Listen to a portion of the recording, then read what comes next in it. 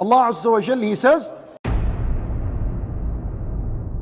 from evil temptations, in which the idea is, I want to share with you a few tools in which you can use in your life, and they are practical bi'idhnillah, to break away finally, by the permission of Allah, from evil temptations and desires and addictions upon al-haram and upon this transgression and disobedience and so on.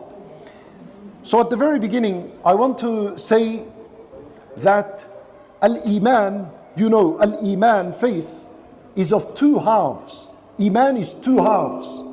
One half is gratitude, ash-shukr, and the other half of Iman is as-sabr, patience. So patience and gratitude together make al-Iman, which you need to enter the paradise. The part of ash-shukr is when we fulfill Allah Azza wa Jal's commandments.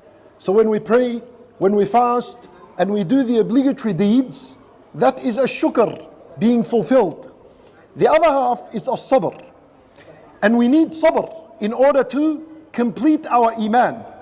When we zoom into as-sabr and look into as-sabr, patience, we realize that patience is of three types. And this is important so you can understand where this lecture is going. The first type of patience is when you are fulfilling and performing the worships.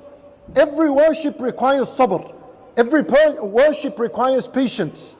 When you get up in the morning and make wudu for as-salat, that's a difficult task. That needs patience every single day.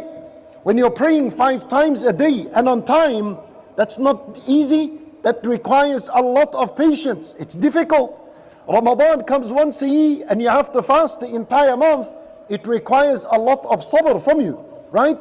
So the obligations that Allah put upon us and the commandments of Allah require a lot of patience. Allah Azza wa Jalla, He says, فَاعْبُدْهُ وَاصْطَبِرْ لِعِبَادَتِهِ. Worship Allah Azza wa Jalla and remain patient upon His worship. That's the first type of patience when it comes to the obligations. The second type of patience is when it comes to the prohibitions. So when you avoid sins and you avoid al-haram, that also requires patience, right? It all requires patience. The second type of patience is the patience that is required when you are avoiding sins and transgression. So now, az-zina today is rampant in the society that we live in.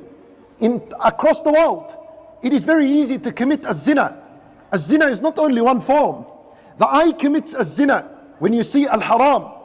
So we said the second type of patience is patience when it comes to the sins and avoiding al-haram. That requires patience. And we said, for example, az-zina is a sin. It's a prohibition.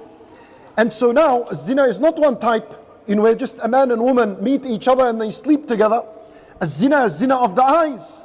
A zina of the eyes that requires a lot of patience for you to hold yourself and restrain yourself from watching al-haram. A zina of the tongue, when a person speaks inappropriate words to the opposite gender, that requires a lot of patience for you to hold yourself back. A zina of the hands, to touch inappropriately. A zina of the legs, to walk to al-haram. This, especially in this society, is so easily for a person to fall into it.